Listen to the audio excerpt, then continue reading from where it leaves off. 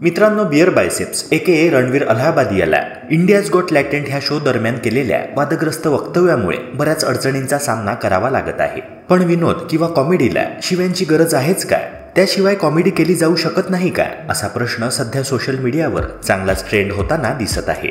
मित्रांनो, ह्याच दरम्यान ज्येष्ठ लेखक आणि गीतकार जावेद अख्तर यांचा एक व्हिडिओ सोशल मीडियावर तुफान व्हायरल होत आहे, ज्यामध्ये ते विनोदात अपशब्द वापरणे योग्य आहे की नाही ह्याबद्दल आपले मत मांडताना दिसत आहे। विनोद करताना अपशब्द वापरणे, शिवीगाळ करणे योग्य आहे का, असा प्रश्न जावेद अख्तर यांना विचारण्यात आला। त्यावर उत्तर देताना ते म्हणाले की मी तुम्हाला एक गोष्ट सांगतो, ओडिशा, बिहार, मेक्सिको आणि जगात जिथे जिथे गरिबी आहे तिथे लोक भरपूर तिखट खातात, कारण अन्न साधं असतं, त्यात थोडी चव यावी यासाठी ते मिरची जास्त खातात। शिवी ही भाषेतील मिरची आहे। जर तुम्ही चांगली भाषा बोलू शकत असाल आणि तुम्ही चांगल्या भाषेत विनोद करू शकत असाल तर तुम्हाला या मिरचीची गरज भासत नाही। मित्रांनो, जावेद अख्तर यांनी हे जे काही वक्तव्य केलं ते समय रैनाच्या इंडियाज गॉट टॅलेंट ह्या शोला अगदी परफेक्ट बसतं। सध्या या शो मध्ये युट्यूबर रणवीर अलाहाबादी याने एका स्पर्धकाला विचारलेल्या आक्षेपार्ह प्रश्नावरून वातावरण तापलं आहे। समय रैना, रणवीर अलाहाबादिया तसेच ह्या शोच्या अन्य निर्मात्यांवर देखील FIR दाखल करण्यात आलेला आहे।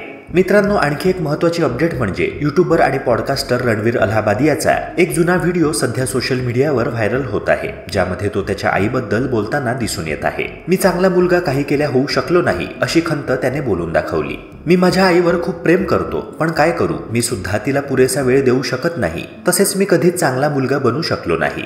मित्रांनो, रणवीर अलाहाबादी याने नुकत्याच झालेल्या इंडियाज गॉट टॅलेंट या कार्यक्रमाच्या एका भागामध्ये वादग्रस्त वक्तव्य केलं। या कार्यक्रमामध्ये जज म्हणून तो उपस्थित होता। त्याच्यासोबत क्रिएटर आशिष चंचलानी, जसप्रीत सिंग आणि अपूर्वा मखीजाही उपस्थित होते। त्याच्या ह्या वादग्रस्त वक्तव्यानंतर मुंबईतील 2 वकील आशिष राय आणि पंकज मिश्रा यांनी सोमवारी मुंबई पोलिसांकडे लेखी तक्रार केली आहे। तसेच त्याच्या वक्तव्याचा निषेध म्हणून अनेक ठिकाणी आंदोलने देखील केली जात आहेत। मित्रांनो, ह्या सगळ्या प्रकरणावर तुमचे काय मत आहे? कमेंट सेक्शनद्वारे नक्की कळवा। तसेच व्हिडिओला लाईक करून चॅनलला नक्की सबस्क्राईब करा। भेटूया पुन्हा एका नव्या व्हिडिओसह। जय हिंद, जय महाराष्ट्र।